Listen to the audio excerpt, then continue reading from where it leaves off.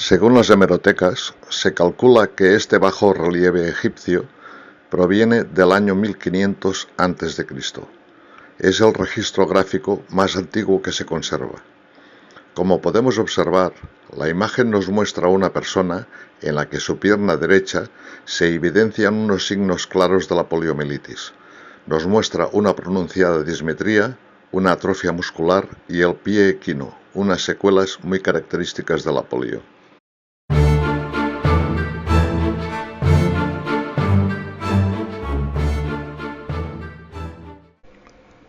Los virus son sistemas biológicos que presentan unos tamaños ultramicroscópicos. No obstante, algunos de ellos están dotados de un gran potencial destructivo. Existen 3 serotipos de poliovirus y se denominan tipos 1, 2 y 3. Todos ellos pueden llegar a ocasionar infecciones en la modalidad de paralítica, pero no todos actúan en los mismos niveles. El del tipo 1 es el responsable de provocar el 88% de las infecciones, el del tipo 2 el 1,5% y el del tipo 3 el 7,1%. En muy raras ocasiones, las infecciones son producidas por los enterovirus Coxsackie y Echo.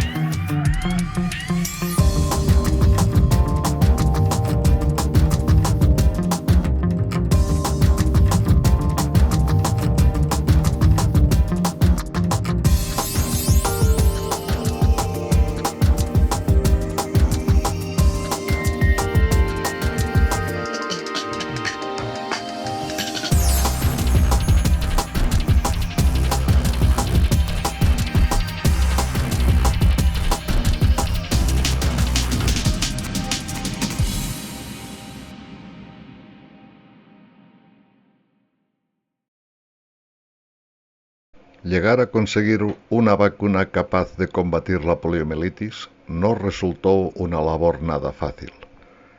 Antes de llegar a alcanzarla, fueron muchos los años dedicados a investigaciones previas.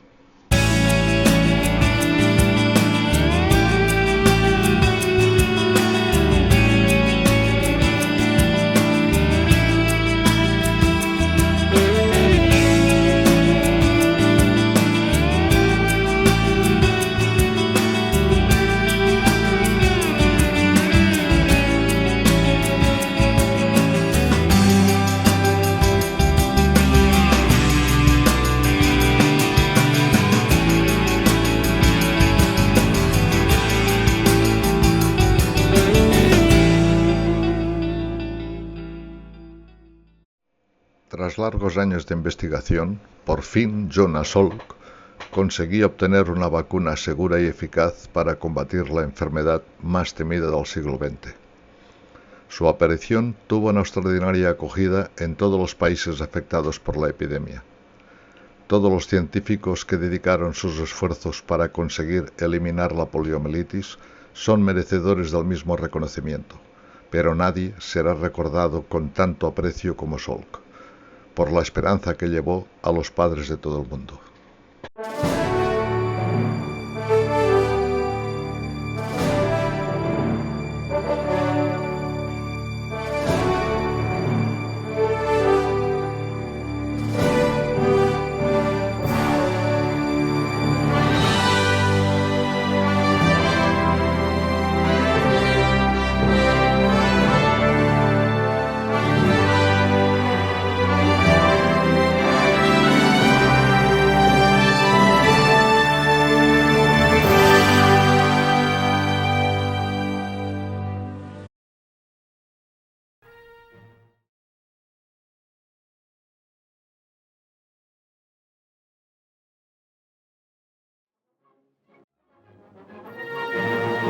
La parálisis infantil está en camino de ser vencida.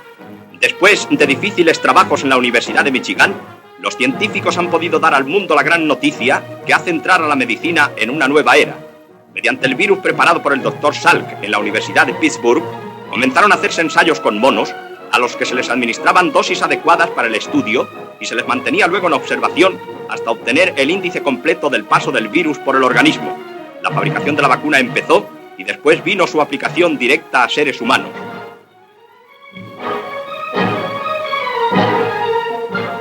Héroe de esta gran conquista para la vida es el doctor Jonas Salk, de 40 años, a quien vemos aquí aplicando su vacuna a un niño. Muchas familias norteamericanas ofrecieron sus hijos para la experiencia y se establecieron centros de vacunación.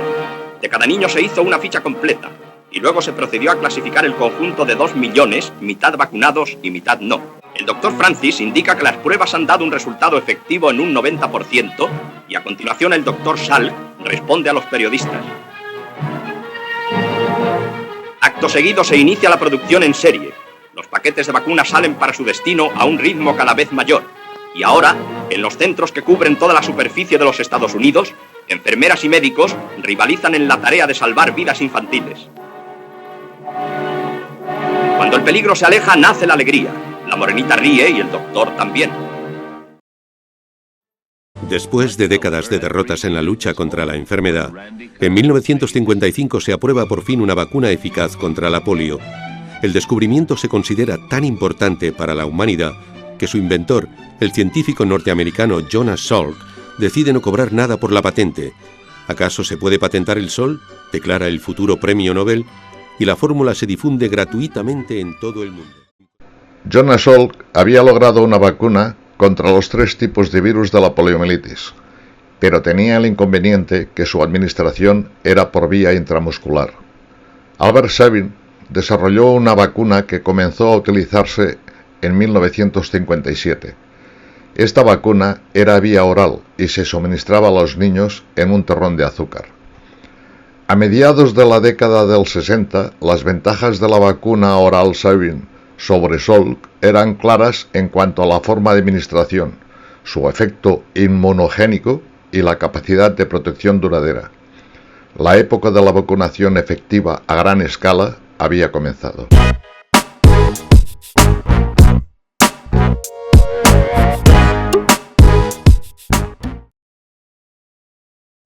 Las formas en las que el poliovirus puede afectar son muy variadas. Una de ellas es la vulvar. Esta se produce cuando daña el bulbo raquíteo, produciendo insuficiencias respiratorias, dificultades para deglutir, hablar, arritmias cardíacas y, en un elevado número de casos, la muerte por insuficiencia respiratoria. En 1928 se inventó el primer pulmón de acero, una gran estructura cilíndrica metálica capaz de albergar herméticamente todo el cuerpo de una persona excepto su cabeza. Su funcionamiento era relativamente sencillo. Se trataba de ir alternando presiones positivas y negativas para que el tórax realizara los movimientos de inspiración y expiración. Básicamente ejercía de diafragma artificial. No tardó en desarrollarse en gran escala y adaptarse a todos los tamaños, especialmente para los niños.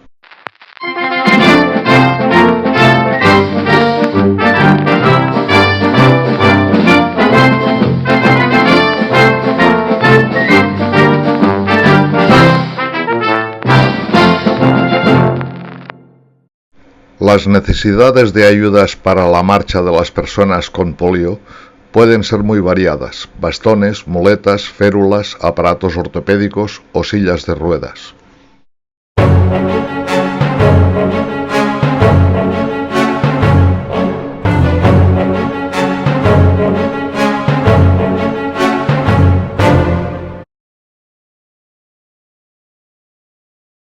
Las lesiones que pueden derivarse a consecuencia de una poliomielitis paralítica en gran manera dependen del grado de virulencia de la infección. Como más frecuentes, cabe destacar la debilidad de las zonas afectadas, atrofia muscular, escoliosis y la dismetría en alguna de las piernas. En términos no tan frecuentes, pie cabo, pie equinovaru, genus recurvatum, debilidad en hombros, brazos o manos, y piernas arqueadas, entre otros, que son producidos en menor frecuencia.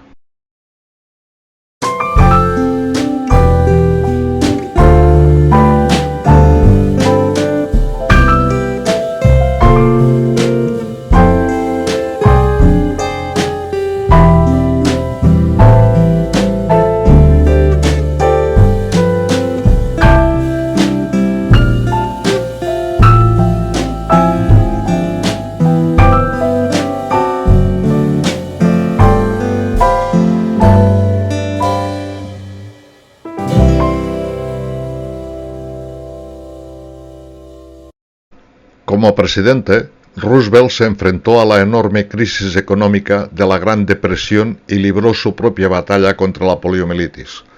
El 3 de enero de 1938 creó la Fundación Nacional para la Parálisis Infantil, que más tarde se llamaría la Marcha de los 10 centavos, una institución benéfica de alcance nacional cuyo objetivo era recolectar fondos para la investigación sobre la poliomielitis. Resulta indudable que la poliomielitis de Franklin Delano Roosevelt sirvió de una gran ayuda en la trayectoria para conseguir alcanzar la vacuna.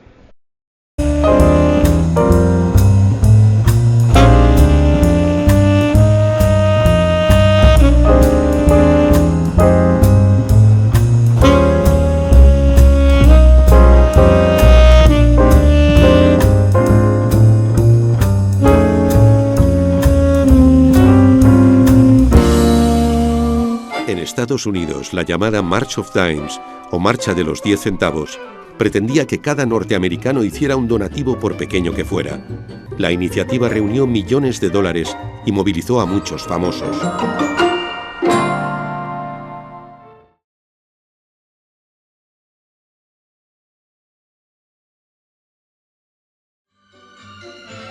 En contraste con las campañas públicas que desde Estados Unidos se lanzan en muchos países, en España el anuncio de la vacuna se recibe con discreción.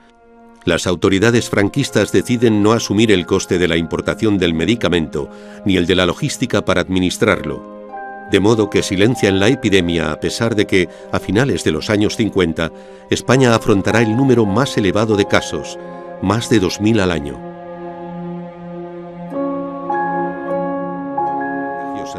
La poliomielitis se extendía como una plaga por todo el mundo. La polio, como se la denominaba popularmente, estaba descrita desde la antigüedad, pero ahora afectaba a países que habían alcanzado altos niveles de desarrollo e higiene. El virus de la poliomielitis se transmite muy fácilmente de persona a persona, ataca el sistema nervioso central y mata las neuronas motoras.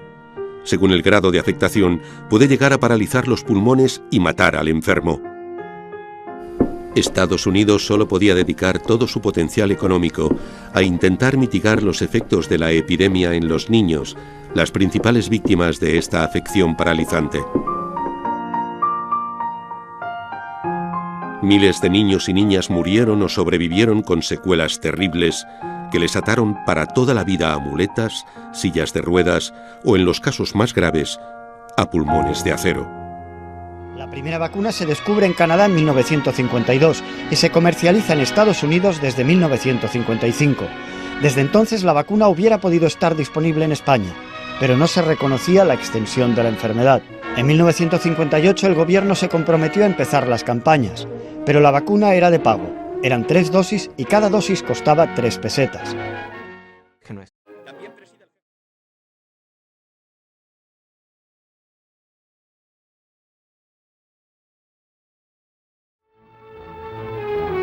Con el nombre de Symposium, se inaugura en Madrid un Congreso Europeo de Médicos especializados en los problemas clínicos y sanitarios de la poliomielitis. 226 especialistas representan a 22 naciones. En el Salón de Actos del Instituto Nacional de Previsión, el subsecretario de Gobernación, don Luis Rodríguez Miguel, preside la sesión inaugural. Como especial distinción, la capital de España ha sido elegida para la celebración de esta importante reunión médica europea. Según declaraciones del distinguido y prestigioso Dr. Bosch Marín, presidente de la Sociedad de Pediatría y vicepresidente de la Asociación Europea contra la Polio, en España la poliomielitis no era motivo de preocupación, ya que aquí no había epidemia, pero que era conveniente la vacunación contra esta terrible enfermedad. Ante estas declaraciones, tan solo cabe preguntarse ¿con qué medios y recursos deberían haber sido vacunados?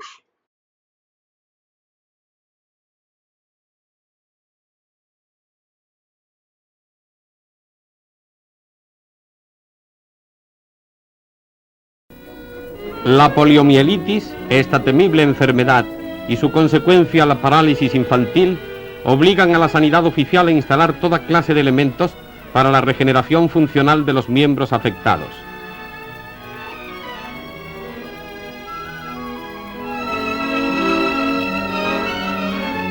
En el Hospital del Niño Jesús de Madrid, diversos medios técnicos y procedimientos de rehabilitación contribuyen a devolver a los niños su vitalidad disminuida.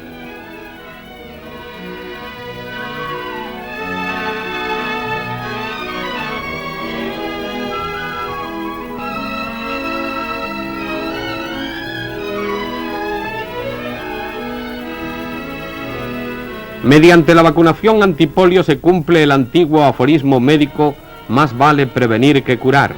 La campaña ordenada por el Ministerio de Trabajo y realizada por el Instituto Nacional de Previsión a través del seguro de enfermedad es seguida con interés por los beneficiarios.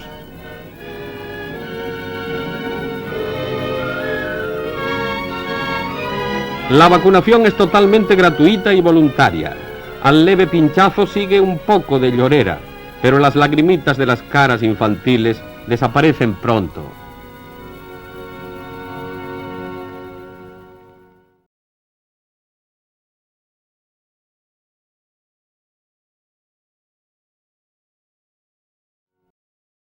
Corren los chicos, juegan, están sanos y vigorosos, pero siempre conviene preservarlos de posibles enfermedades. Terminado el recreo, los escolares vuelven a clase. Pero esta es una clase especial, mucho más dulce que los demás días. Ahí están los terrones de azúcar esperándoles, uno para cada uno. En cada terrón van 3 gotas de una solución de vacuna Sabin contra la polio, que evitará el drama de la parálisis infantil.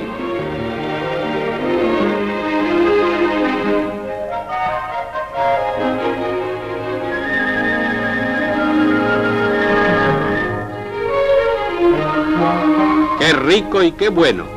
Pero los hay difíciles de convencer.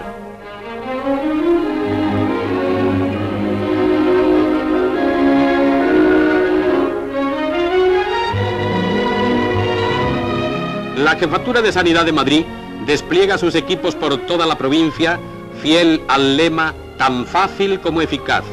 En ciudades y pueblos, con viento, lluvia, frío o nieve, se cumplen las fases de la campaña nacional organizada por el Ministerio de la Gobernación.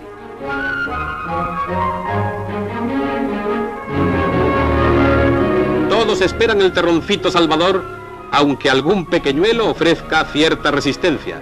Es que ignora naturalmente cuánta salud, cuánta protección van condensadas en solo 3 gotas que les defienden del terrible mal contra el que se ha desarrollado esta saludable campaña.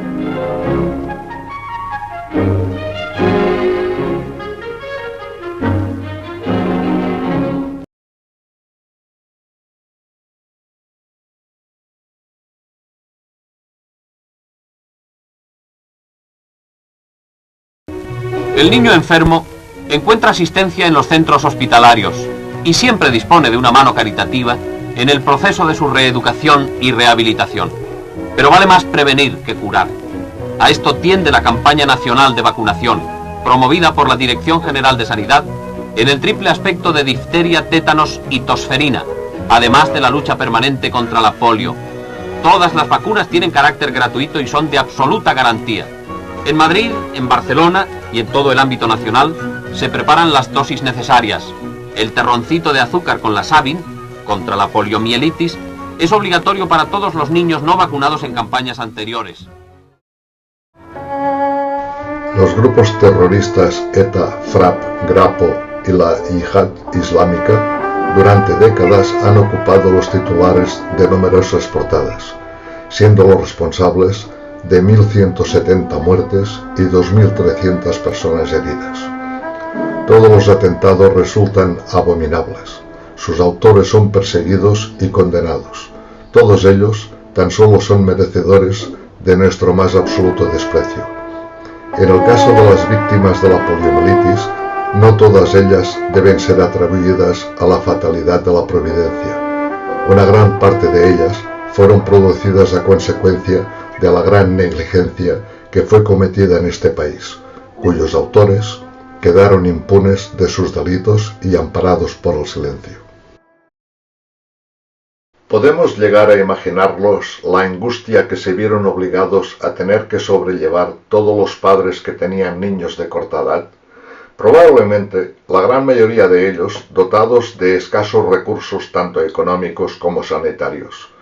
No tuvo que ser nada agradable convivir ante el temor que alguno de sus hijos pudiese ser contagiado de poliomielitis, una enfermedad que conlleva a tener que padecer durante toda la vida con unas secuelas irreversibles y, en el peor de los casos, a la muerte. Considerando como válidos los registros oficiales, entre 1955 y 1963 se produjeron el 60% de los contagios de poliomielitis, una negligencia que ocasionó un balance de 13.617 casos de polio paralítica y 1.790 fallecimientos. No se puede atribuir al desconocimiento ni existen suficientes argumentos políticos o económicos para encubrir o negar un episodio tan aterrador. En el año 1955, el coste más elevado de las 3 dosis de vacuna era de unas 35 pesetas. La vacunación masiva a 2 millones de niños menores de 10 años representaba para las arcas del Estado un coste de 70 millones de pesetas. Según publicaba el ABC en su edición del día 18 de enero de 1955, el Estado cerró el presupuesto del año 1954 con un superávit de 1.643 millones de pesetas. A pesar que esta noticia se producía el 12 de abril de 1958, los datos que figuran en el gráfico que se nos presenta tan solo reflejan hasta el año 1955. Como podemos observar en el cuadro siguiente, en 1955 fueron 117 las muertes que se produjeron. Durante los 3 años siguientes, los índices aumentaron considerablemente. Tan solo en el año 1958 fueron 325 los casos que se registraron. ¿Ocultación o engaño? Lo cierto es que los casos de muerte no descendían tal y como indica la noticia. Al contrario, aumentaban de una forma alarmante.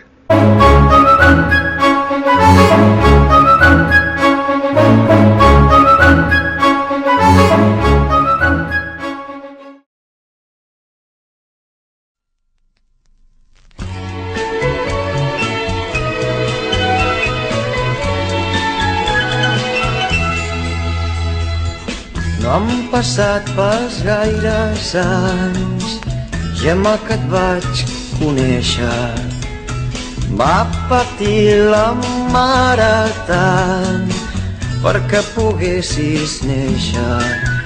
Que bonics que eren els ulls que vas obrir, que bonics aquell setembre.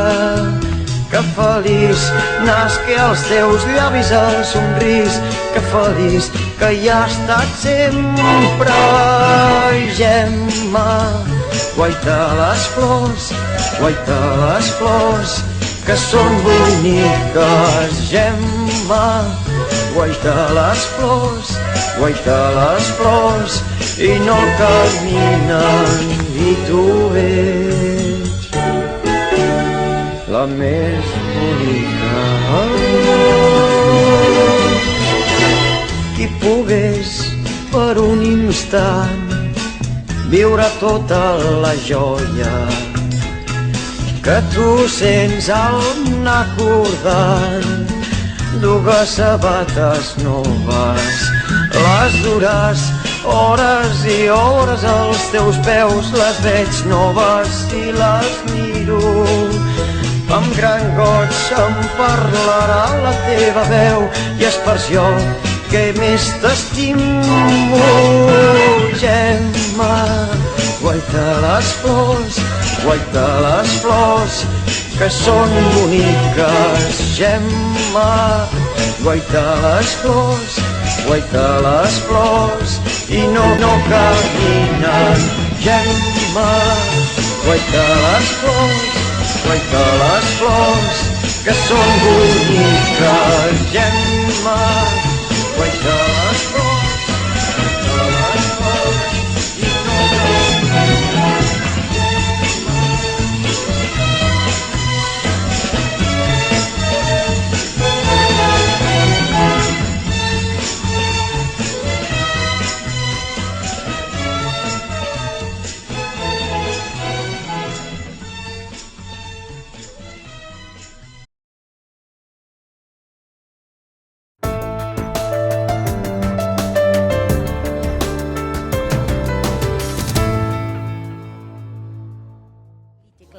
Tenemos aquí con nosotros Julie Celles. Sí. Y me gustaría de saber lo que es, en el momento, lo que es lo más importante para las personas tanto de España, Portugal, Brasil, con relación a síndrome postpolio. Su reconocimiento. El síndrome postpolio es algo prácticamente desconocido y nosotros lo que intentamos es dar difusión y divulgación de esta problemática que es los efectos tardíos de la polio, que prácticamente todas las personas que padecimos la polio éramos ignorantes de esta segunda fase que nos esperaba, llamado los efectos tardíos de la polio o síndrome postpolio. Y lo que nosotros buscamos es su reconocimiento, su difusión y su divulgación, ya que es algo invalidante.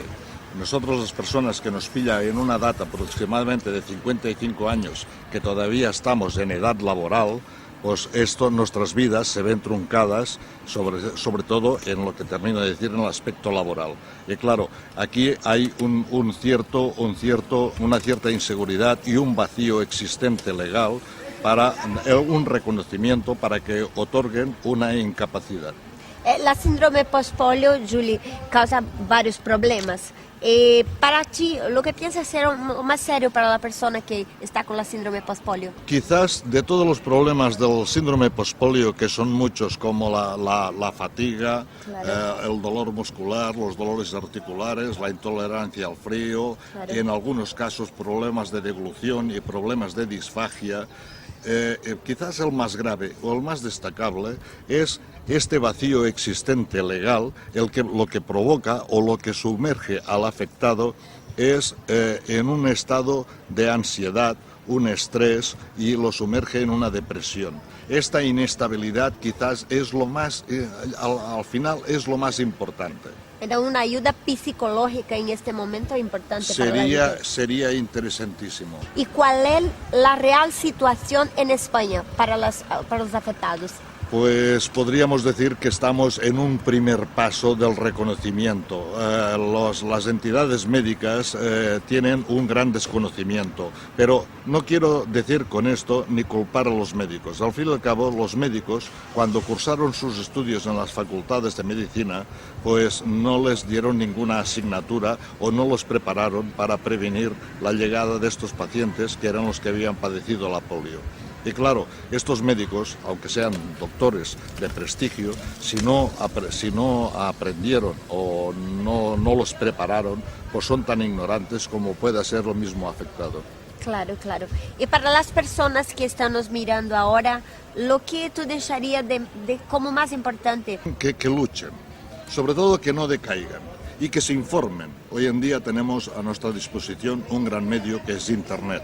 En Internet se puede encontrar mucha información sobre el síndrome postpolio y que tengan acceso a la información, que la estudien o al menos que aprendan, que se formen. Esto les dará mucha seguridad con ellos mismos, les quitará el temor y les ayudará muchísimo a afrontar lo que les espera, porque deben, en cierta manera, pues aprenderse a cuidar. Nos da unas limitaciones, nuestro cuerpo ya está prácticamente agotado y tenemos que mirar de dosificar al máximo nuestras reservas para tener pues la mayor comodidad, qualidade de vida. Exacto, durante lo que nos queda. É isso. Então agradecemos muito, Julie, de estarmos aqui, de termos participado y aprendemos mucho también. Estará muy bien, ¿no? Pues muchas gracias. Entonces, muchas gracias, sí. Adiós.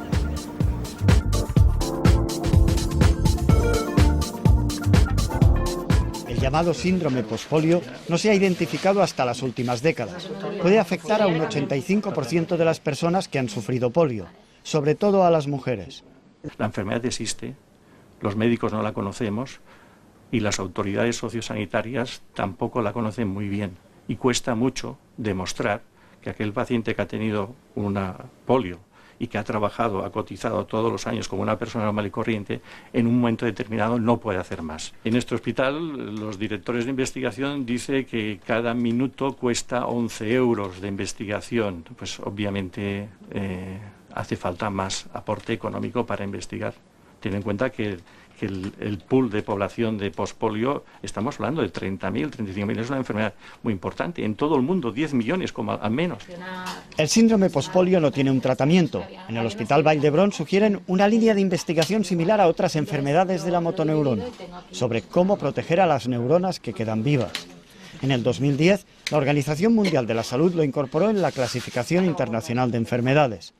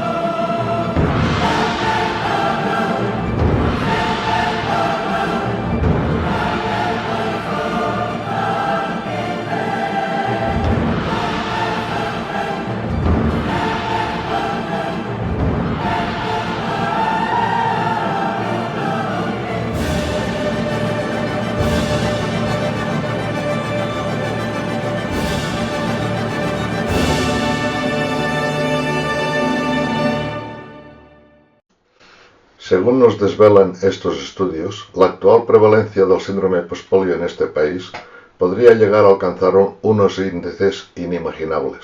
La definición de síndrome es utilizada para definir un conjunto de signos o de síntomas cuando se desconocen las causas y su procedencia.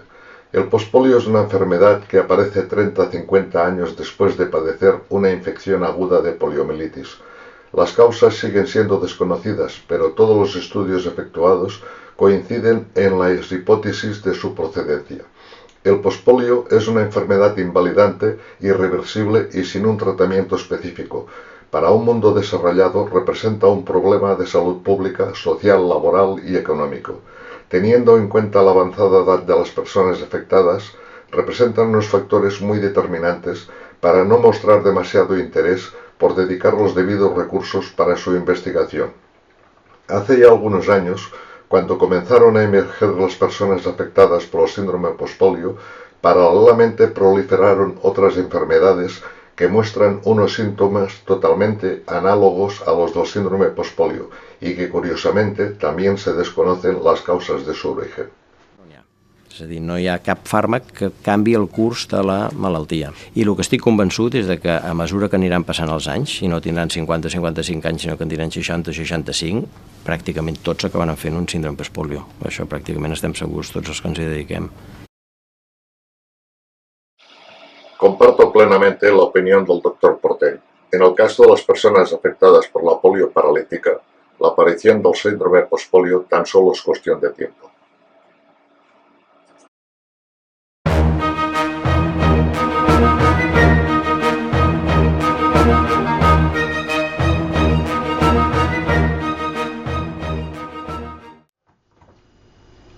Hola amigos, mi nombre es Juli Sellés y también soy un afectado de polio.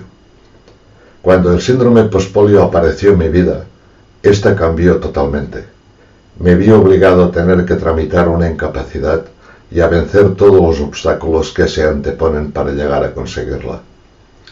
Sentí curiosidad por conocer la enfermedad, que en mi caso desconocía hasta su existencia, pero que a partir de aquel momento debería compartir con ella el resto de mis días. Durante años me he dedicado a su estudio y a intentar ayudar a las personas que se encontraban en la misma situación que yo. Para ello, en el año 2006 decidí fundar la asociación de APPCAT. Para muchos de nosotros, el contagio con el poliovirus fue algo inevitable y tan solo atribuible a circunstancias del destino. Pero cabe preguntarse, ¿cuántos cientos de miles podían haber sido evitados? Sí, has escuchado bien, me he referido a cientos de miles. No debemos de olvidar que por cada 2 personas que llegan a desarrollar la modalidad de paralítica, otras 98 fueron infectadas por el poliovirus, y que a día de hoy sigue siendo un gran enigma las secuelas que pueden derivarse en estas personas. En el año 1955, este país padecía uno de los mayores índices de infecciones. A pesar de ello, se tardaron 8 largos años en aplicar una campaña de vacunación, una negligencia que causó centenares de muertes y miles de personas discapacitadas. No deberían existir suficientes capillas ni símbolos religiosos para dar descanso a las personas que perpetraron tal atrocidad. La negligencia de una dictadura nos condenó a padecer las consecuencias de la polio. Ahora, la desidia de los demócratas ignora sus efectos tardíos y el síndrome pospolio. Recientemente hemos sido testimonios de la repercusión mediática que se ha producido a consecuencia de la importación de un caso de ébola. En nuestro caso, las escasas noticias que se divulgaron tan solo fueron para difundir mensajes esperanzadores. Durante años se consideró que para un diagnóstico de síndrome pospolio era indispensable la condición de padecer las secuelas físicas que resultan tan evidentes en las personas que padecieron una polio paralítica. Tal y como se nos revela en este vídeo, son muchas las posibilidades de que existan numerosas personas que muy probablemente nunca lleguen a conocer la procedencia de los trastornos que actualmente los afectan. Ya son muchos los años transcurridos para recordar o constatar si durante su infancia padecieron un episodio febril y que éste, probablemente, fue diagnosticado por su médico como un simple estado gripal o meningítico o una otitis, pero que de lo realmente se trató fue de una infección por poliovirus. Hoy, estas personas se ven obligadas a deambular entre consultas médicas y centros hospitalarios en búsqueda de una respuesta para los síntomas que los aquejan.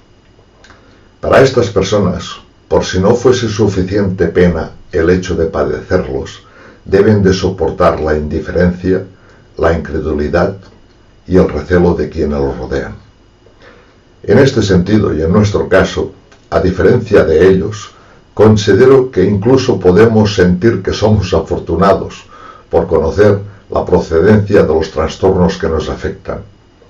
Hoy, una vez transcurridos más de 50 años, las consecuencias que pueden llegar a derivarse de la infección todavía permanecen envueltas entre las penumbras del desconocimiento, el olvido y el silencio. Probablemente nosotros ya no llegaremos a tener conocimiento de ellas, pero nadie podrá olvidar que fuimos conscientes de su existencia.